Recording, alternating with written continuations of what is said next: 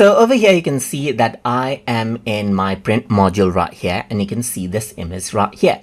So if I want to get some grids and guides for this particular photo, then I can simply go around over here onto the guide section right here and then show out the guides right here.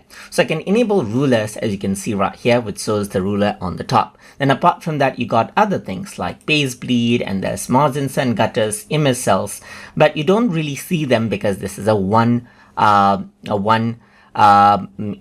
image base. But if I were to go to dimension, you will be able to see the dimension of this image right here, just like this.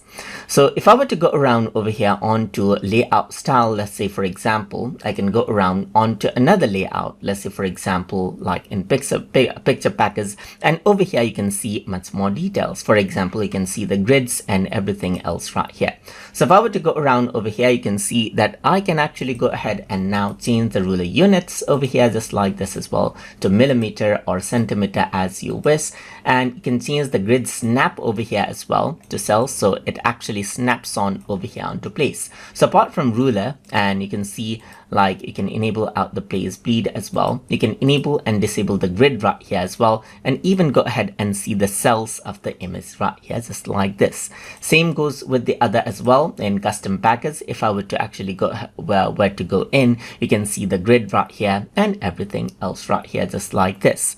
So this is how you can go ahead and enable and disable out the rulers, grids, and guides as you need inside of Adobe Lightroom Classic.